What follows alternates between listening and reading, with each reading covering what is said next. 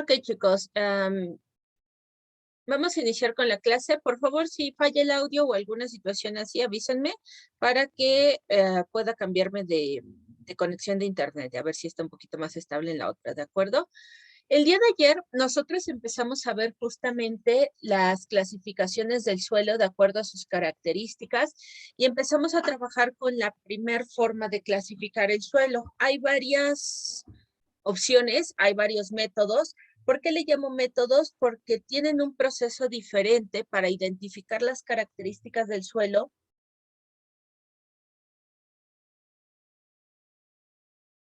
y por lo tanto ponerlo pues en un determinado grupo.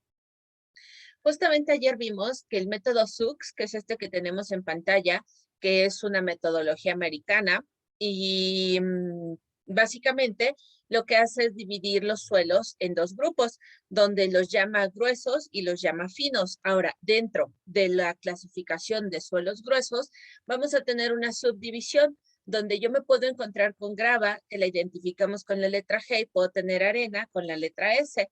Y luego nuevamente vemos que estas subcategorías se vuelven a subdividir y atienden más que nada a una calificación de acuerdo a sus cualidades de partículas. Cuando nosotros vemos la combinación de letras, como por ejemplo GC, bueno, pues nos están diciendo que entonces es un suelo granular arcilloso y a la condición a la que nosotros tenemos que poner atención. ¿Cómo quedamos que se determinaba a qué grupo pertenecen? Bueno, pues nosotros tenemos que pesar la muestra original y una vez que tenemos la muestra original ya pesada, el siguiente paso es cernirla con tamices de diferentes tamaños para poder ir identificando la cantidad en peso o en masa de lo que se logra cernir. Si logra pasar más del 50%, bueno, pues generalmente va a ir perteneciendo a una determinada categoría. Y luego vemos esta subdivisión nuevamente para poderlo agrupar dentro de sus grupos, pues ahora sí que más específicos. Esto es para el tema de los suelos de grano grueso, para saber en qué momento se queda en grava o en qué momento se queda en arena. Ahora, ¿qué pasa con el segundo grupo grande? Donde yo tengo los que son suelos de grano fino. Igual que en el tema de los agregados gruesos, yo voy a tener tres posibles categorías, iniciando por los limos, los tenemos aquí en esta partecita. Tengo aquí entonces los limos, tengo la parte de arcillas y tengo por supuesto un suelo que es orgánico. La parte del suelo orgánico, recuerden que se refiere al material del suelo, sí, claro, pero con una alta presencia de materia orgánica, hojas, material vegetal, presencia de animales,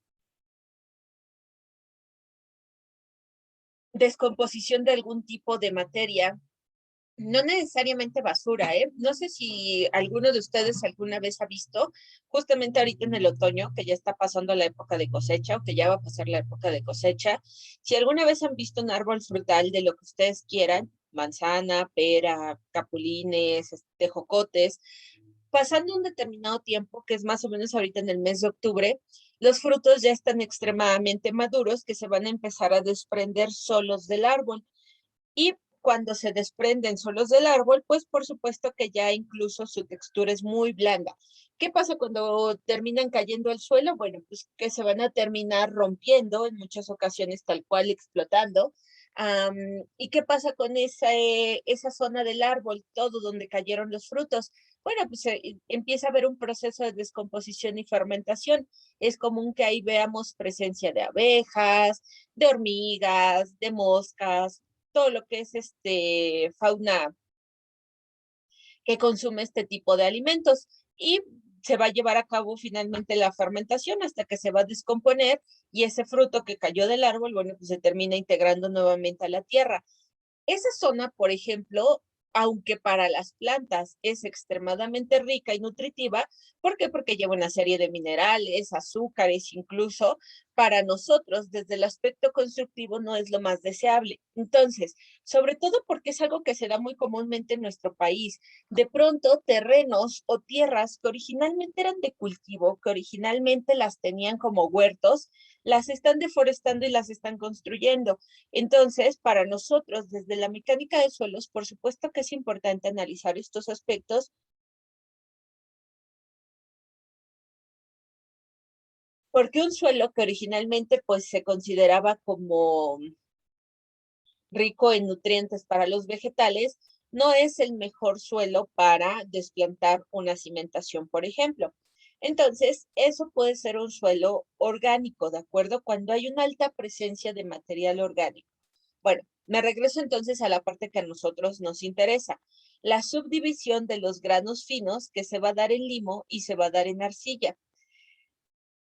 Estos, a su vez, nuevamente vamos a tener una subdivisión, ¿de acuerdo? Que los vamos a identificar con la letra L de less, menos, y H de high, de alta, ¿de acuerdo? ¿A qué se refiere esta parte? Pues a una baja plasticidad o a una alta plasticidad. ¿Cómo determino si es alta o si es baja plasticidad? Nuevamente por el peso. Cuando, cuando básicamente tenemos más del 50%, perdón, de alguno de estos materiales, pues vamos a tener en less o baja. Ahora, ¿cuál es la carta de plasticidad? Las vamos a ver más adelante, ¿de acuerdo? Ahorita no me quiero meter a la lectura de cartas, vamos a ver por ahí la carta de Newark, vamos a ver la carta de plasticidad, algo de Rankine, precisamente, pero esos ya vienen, si no me equivoco, para el segundo parcial. Ahorita nos vamos a quedar aquí. Hay entonces una grafiquita donde a mí me ayuda justamente a ubicar este tipo de suelos y saber si entran en la categoría de limos o de arcillas, y si el limo va a tener una baja plasticidad o una alta plasticidad. Ok, nos dice entonces lo siguiente. Miren, estos son los nombres más comunes o que regularmente ustedes se van a encontrar incluso en los bancos de materiales o en las especificaciones de planos. Y tienen aquí los materiales más típicos. Tenemos, por ejemplo, grava bien graduada, se utiliza para mezclas gravosas, poco o ningún fino. Tengo grava mal gradada, tengo grava limosa, grava arcillosa, arena bien gradada, arena mal gradada, arenas limosas, arenas arcillosas, limos inorgánicos, arcillas inorgánicas, limos orgánicos, limos inorgánicos. Por ejemplo, los limos inorgánicos, aquí en esta parte, vean la anotación que ponen debajo, entre paréntesis, en esta partecita de acá. Tenemos nosotros que esto lo vamos a encontrar en dónde? En ambientes marinos, en la naturaleza orgánica silicia o en suelos elásticos. ¿Qué es un limo inorgánico, niños? Inorgánico. Recuerden que nos habla de que no va a tener un tema de descomposición. Entonces, ¿cuál es? Y nos dice justamente en esta parte de aquí, un tema de silicio. Acuérdense que el silicio es esta como arena brillosita, la parte que brilla cuando ustedes están en la playa o incluso en la arena común de aquí de la que se utiliza para construcción, seguramente han notado que luego tiene como brillitos. Esos brillitos es silicio y justamente eso es lo que se utiliza para hacer vidrio. Ese tipo de material, pues es material que no pasa por un proceso de descomposición, sino que permanece, no hay alteraciones y no hay cambios. En cambio, puedo tener limos orgánicos, claro, piensen en un pantano, por favor, en esas zonas que se hacen pues extremadamente pantanosas, incluso ahí ustedes en la zona de Atlacomulco y sus alrededores, pues hay muchos terrenos de estos bastante similares, donde no llega a estar en una situación líquida de que tengamos una presa, pero ya tenemos un tema bastante saturado, donde pues hasta es fácil atascarse. Estamos hablando justamente ahí de limos orgánicos, porque además en esa presencia como de semipantanos, que son muy comunes ahí en la zona de Atlacomulco, bueno, existe una alta presencia ¿de qué? De plantas. Es común que ahí crezcan los juncos y pues muchos otros árboles y plantas precisamente por la presencia de materia orgánica que los alimenta, pero además por el agua que ahí está, que les da una saturación continua a las raíces y por lo tanto esa vegetación puede crecer. Tenemos entonces arcillas inorgánicas y orgánicas y turba, ¿de acuerdo? Estos son como los más comunes, pero no quiere decir que no haya otras combinaciones. Ustedes se pueden encontrar con combinaciones de suelos, pues, muy características y específicas de cada tipo de terreno, el cual ustedes vayan a analizar, pero esto es lo que comúnmente se van a encontrar. Bueno, entonces, resumiendo otra vez, método SUC se utiliza el peso de la muestra, el tamizaje de las muestras para identificar proporciones, y estos se van a subdividir en dos grandes grupos, granos gruesos y granos finos. Cada uno de estos grupos se vuelve a subdividir en dos, donde en los granos gruesos tengo grava y tengo arena, y en los granos finos tengo limos y tengo arcillas. Y estos nuevamente se vuelven a subdividir, donde en los granos gruesos voy a tener bien gradada, mal gradada, justamente, limos o limoso o arcilloso. Y en la parte de granos finos yo voy a tener de alta plasticidad y de baja plasticidad. Todas esas son las categorías que puede presentar nuestro tipo de suelo dependiendo de la proporción que se encuentre en su mezcla. Con proporción me refiero a porcentajes de cantidades, ¿de acuerdo? Muy bien. Con esto acabamos entonces el primer método de clasificación que es SUCS. Nuestro siguiente método de clasificación es este que tenemos aquí. Se conoce como AASHTO. AASHTO también son siglas en inglés, por supuesto. Lo tenemos aquí abajo. Miren, AASHTO quiere decir American Association of State Highway Official. ¿Qué nos está diciendo aquí? Pues básicamente que es la Asociación Americana para Carreteras. Como en nuestro caso tenemos a la SST, que es la Secretaría de Comunicaciones y Transportes, y que tiene sus dos dependencias a nivel federal, caminos y puentes, y a nivel estatal, se me fue la que es a nivel estatal. Se me fue, ahorita me acuerdo cómo se llama a nivel estado. Bueno, entonces, ¿qué nos está diciendo la clasificación AASHTO? Nos dice que es el sistema del Departamento de Caminos de Estados Unidos, introducido en 1929. Aquí, ¿de acuerdo? Y adoptado por la American Association, que ya teníamos acá, entre otras. Es de uso especial para la construcción de vías terrestres. Esto, sobre todo ustedes que son ingenieros civiles y que aquí en este grupo hay varios interesados en el desarrollo de vías terrestres, esta norma se utiliza mucho en México, ¿eh? Mucho. Ahorita vamos a ver un par de planos para que vean especificaciones justamente de, de asfaltos, en especial para manejo de subrasantes y terraplenes. ¿Qué más? Es ampliamente utilizado para clasificar el suelo para la construcción de carreteras, autopistas y aeródromos. Es decir, estamos hablando de las pistas de aterrizaje, ¿de acuerdo? Especialmente para material de subrasante. Los requisitos previos del sistema de clasificación del suelo AASHTO son los siguientes.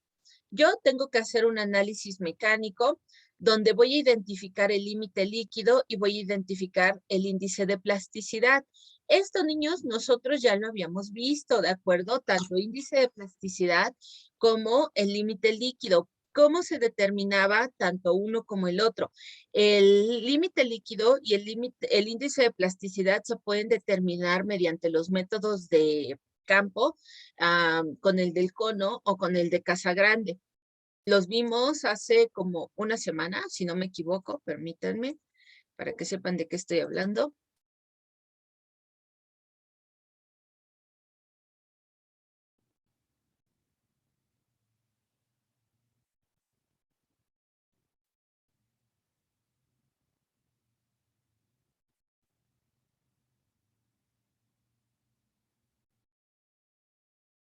Aquí está.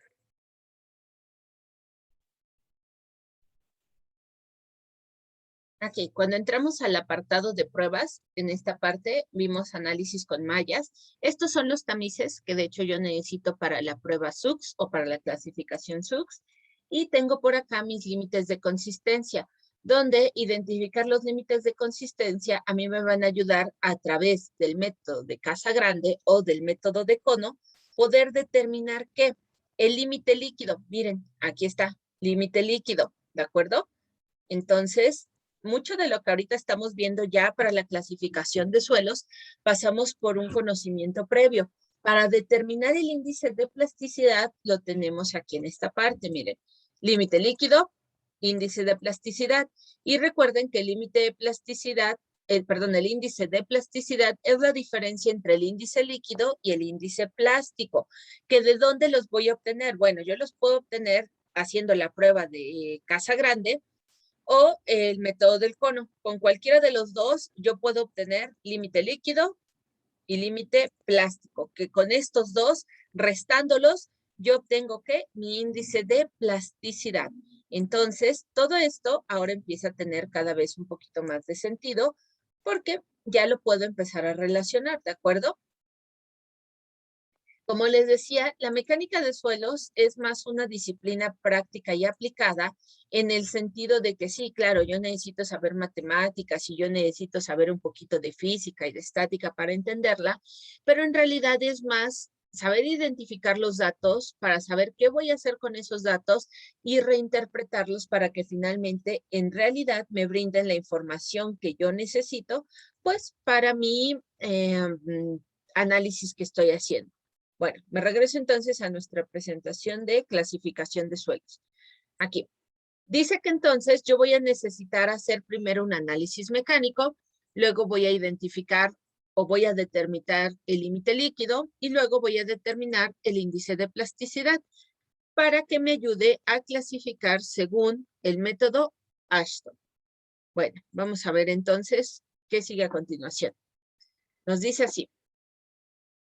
Para el método Ashton, nosotros vamos a tener básicamente estas categorías que aparecen acá.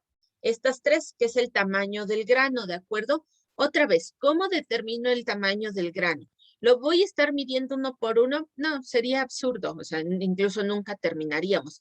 Lo que voy a hacer es medir, cernir las muestras y pesarlas. ¿Para qué? Para poder determinar porcentajes y que yo pueda saber esa muestra en qué porcentaje está compuesta de grava, de arena o de limo y arcilla. Vean la diferencia del SUX que tiene 4 grupos. Aquí el limo y la arcilla las están poniendo en una sola clasificación.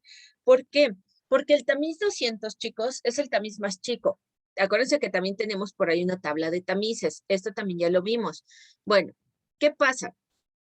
Yo cierno la muestra a través de mi tamiz y entonces, ¿qué va a pasar? Si yo quisiera separar los limos de la arcilla, ya no lo puedo hacer con un tamiz, ya no lo puedo hacer con una coladera, porque el tamaño de partícula es muy pequeña. Entonces, ¿qué se utiliza en lugar de un tamiz para poder separar estos grupos? Bueno, acuérdense que yo tengo la prueba del hidrómetro. Este aparatito que nosotros tenemos aquí, que básicamente me va a ayudar a determinar la concentración de las partículas finas dentro de una determinada muestra. Para el resto de las clasificaciones, yo voy a utilizar esta tablita que nosotros tenemos acá. Miren acá, el tamiz 200, que es este que nos están pidiendo aquí, en milímetros me está hablando de 0.073, menos de 1 milímetro, o sea, es microscópico este tamaño de tamiz. Estamos hablando prácticamente que se ve como una telita. Por eso, niños, los limos y las arcillas son difíciles de separar por métodos físicos. Este es un método físico. Yo ya necesito procesos un poquito más complejos, como el uso de un hidrómetro, para poder determinar justamente, pues, este tipo de suelo. Bueno, continúo en la parte de acá.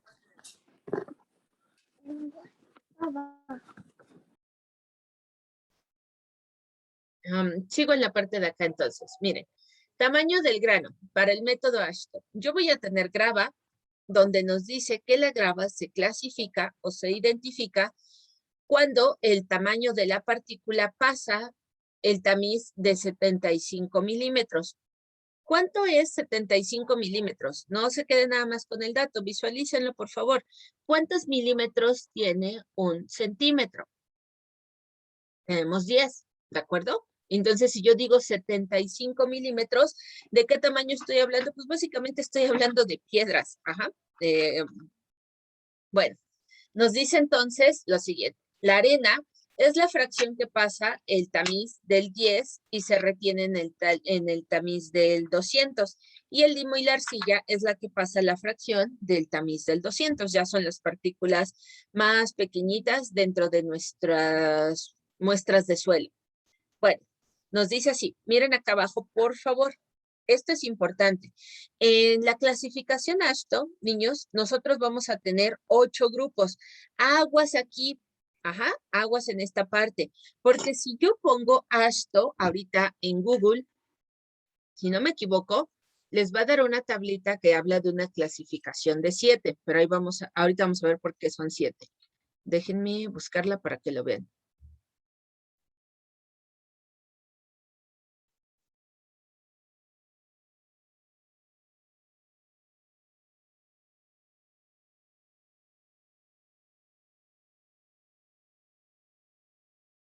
Miren, no la voy a abrir, pero aquí nos los marca, ¿de acuerdo? Hay algunas tablas donde ustedes van a ver una clasificación del 1 al 7 y otros donde van a ver una clasificación del 1 al 8. ¿Cuál es la correcta? En realidad, las dos son correctas. ¿Qué pasa? ¿Por qué aparecen dos grupos? Porque en unas tablitas tal cual lo clasifican del 1 al 8, que son las tablas más actuales, y en las que vienen un poquito más versiones anteriores, nada más tienen del 1 al 7. Pero ¿qué pasaba? El grupo número 7 está dividido en dos. Tiene dos categorías. Ahora lo que hicieron pues fue básicamente separarlos. ¿Qué tiene que ver con su separación o que existe una nueva categoría que cumplen con nuevas características? Miren acá, nos dice así entonces. Los suelos se clasifican en 8 grupos que van del A1 al A8. Los grupos principales, que son A1, A2 y A3, representan los suelos de grano grueso. ¿De acuerdo? Esto es importante que ustedes los vayan identificando. Los vamos a poner por acá. Vamos a ponerle aquí. Grano grueso. Voy a tener del A1 al A3. ¿De acuerdo? Y ahora voy a tener entonces acá grano fino. Y nos dice así. Los grupos A4, A5, A6 y A7 representan los suelos de grano fino. Aquí. Del A4 al A7, yo tengo mis granos finos. Y entonces el 8, bueno, miren, el grupo A8 que tenemos acá, se identifican mediante inspección visual. ¿Qué quiere decir mediante inspección visual? Básicamente muchos le llaman al grupo A8, a este que tenemos acá, donde existe una alta presencia de material orgánico. Es decir, yo inmediatamente voy a ver residuos de material vegetal, presencias de otros elementos. Ni siquiera lo tengo que tamizar, o sea, yo estoy viendo ahí las raíces de los árboles, estoy viendo que es un suelo pues altamente contaminado de otros materiales. Ese es el grupo A8, por eso dice que se identifican mediante inspección visual. A diferencia de estos o estos que vamos a tener que tamizarlos y pesarlos, estos simplemente los voy a ver a simple vista. Los rangos de LL y PI para los grupos A4, A5, A6 y A7 se muestran en la siguiente figura. Ok, ¿qué quiere decir esto? Límite líquido e índice de plasticidad, ¿de acuerdo? Tenemos entonces por acá, vean el siguiente diagramita que está de este lado, nos dice así. Yo voy a tener en cuanto a plasticidad lo siguiente, aquí. El término limoso se aplica cuando las fracciones finas tienen un ¿qué? un índice de plasticidad menor a 10. Se aplica el término de arcilloso cuando las fracciones finas tienen un índice de plasticidad mayor al 11. Aquí es menor a 10, perdón, y aquí es mayor a 11. ¿De acuerdo? Entonces, sí o sí tengo que obtener mi índice de plasticidad. Para obtener el índice de plasticidad, otra vez, ¿qué necesito? Hacer la prueba del método de Casagrande o el método del cono. Cualquiera de los dos me lo van a dar. Por eso, niños, la mecánica de suelos, el primerísimo paso que se hace es el reconocimiento del terreno y la obtención de muestras. Yo ahí hago mediciones, extraigo mis muestras y me las llevo al laboratorio. Los analizo, determino sus índices de plasticidad, sus índices líquidos, bla, bla, bla, bla, bla, y se las mando al estructurista, porque el estructurista lo que va a hacer es interpretar justamente estos datos para saber qué es lo que le está diciendo, pues el informe que le están presentando. Ahora, los rangos, bueno, ya, estábamos en esta partecita, ¿de acuerdo? Vamos a la siguiente diapositiva. Miren acá, espero que se vea. Si no, ahorita, si no se ve, cambio el color, ¿eh? No sé por qué de hecho se pusieron en esos colores. A ver, permítanme, vamos a cambiarlos porque no se ven.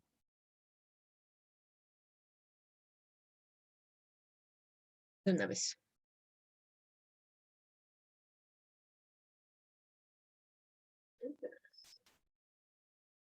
Bueno, tenemos aquí entonces los grupos de Ashton. Lo que vamos a ver ahorita es justamente la identificación de sus características para que los puedan ver sin ningún problema.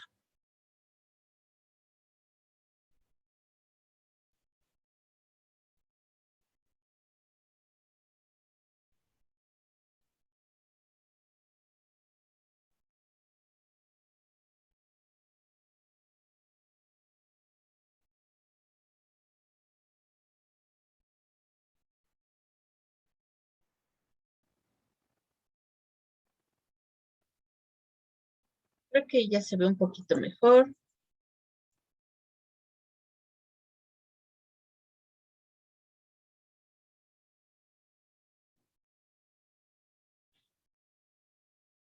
Bueno, tenemos entonces ahora sí la descripción de los grupos. Vean por favor que muchos de estos grupos van a tener una subdivisión nuevamente. Ujú. El grupo 1, entonces nos dice así, es el material típico de este grupo, el material típico de este grupo, perdón, es una mezcla bien graduada de fragmentos de piedra o grava o arena gruesa, arena fina y aglutinantes del suelo, no plástico o de plástico ligero. Este grupo también incluye fragmentos de piedra, grava, cenizas volcánicas, aglutinantes, etcétera. Lo importante aquí, voy a tener dos subdivisiones. En el grupo A1 yo voy a tener A1A y A1B.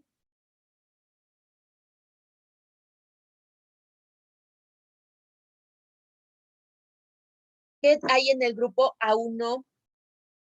Yo tengo material fino. Básicamente es aquí a la parte a la que ustedes le tienen que poner atención. Voy a presentar material fino. Y en el grupo A1B lo que yo voy a tener es arena gruesa, ¿de acuerdo? Entonces, voy a ver cómo se empiezan a subdividir finalmente también estos grupos. ¿Cómo los clasifico? Necesito siempre los tamices. Vean acá, otra vez, en el grupo 2. Este grupo incluye una amplia variedad de materiales granulares que están en un límite entre los materiales que caen en el grupo de la 1 a la 3, los materiales de arcilla limosas del grupo A4 a 7, incluyen cualquier material que no supere el 35% del cual pase un tamiz del 200 y que no pueda clasificarse como A1 o A3.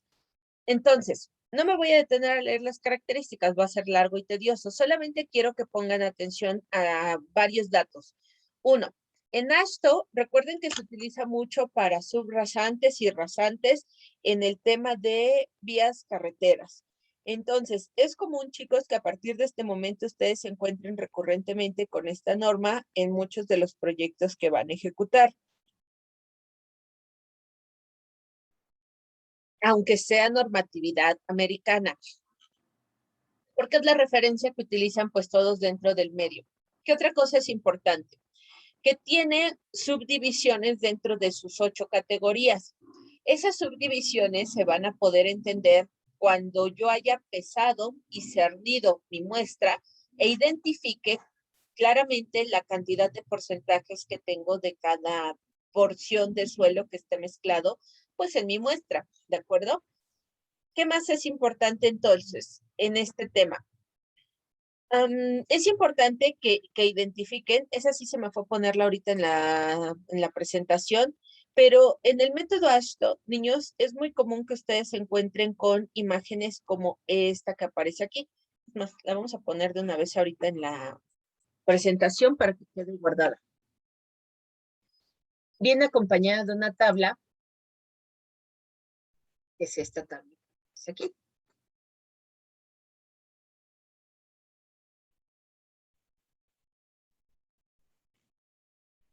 Esta tablita que nosotros tenemos en esta partecita de acá. Voy a verla.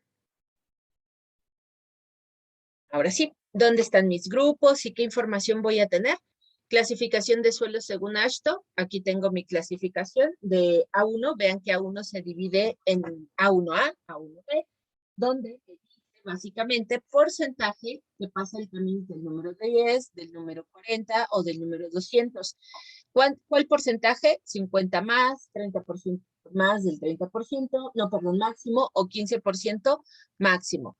Grupo A3, ¿por qué no aparece primero el A2? Bueno, porque el A3 pertenece a un no plástico. Entonces, es común, niños, que cuando ustedes vean el método ASHTO, se identifiquen con esta tablita que nosotros estamos viendo aquí. Y ahora sí, del A1, A2 y A3 son materiales granulares. A4, A5, A6 y A7 son materiales que son finos, como los limos y las arcillas. Cada uno de estos tiene subgrupos, no todos. Por ejemplo, vean que el A3, el A4, el A5 y el A6 no tienen subdivisiones aquí, acá, acá y acá, pero vean que el A7 sí presenta subdivisiones, ¿de acuerdo? Otra vez, de acuerdo a subdivisión y de acuerdo al tipo de suelo, vean que acá tenemos nuevamente una identificación más coloquial, donde aquí voy a tener en el A1, que es piedra grava, voy a tener en el A3, que se identifica como arena fina, voy a tener el A2, que es la grava, con una mezcla de arenas limosas y arcillas. ¿Cuál es la grava fina, niños? Y que además dice no plástica. Es la arena que nosotros usamos para la mezcla del concreto. Por más agua que ustedes le echen, y no sé si alguna vez, digo, sobre todo las niñas, a lo mejor que en algún momento hicieron pastelitos de lodo, echándole agua, la arena de construcción, por más agua que yo la eche y la meta a un botecito y quiera que mantenga esa forma de pastelito de lodo, no se consigue porque no tiene ese grado de plasticidad, no hay cohesión entre sus partículas, a diferencia de otros suelos donde por sí solitos, en cuanto les agregas agua, desarrollan esa fuerza de cohesión justamente y sus partículas permanecen unidas o pegadas. Ok, chicos, me quedo un minuto de llamada, me voy a detener aquí para que no se corte la idea y ahorita nos volvemos a conectar y continuamos, por favor.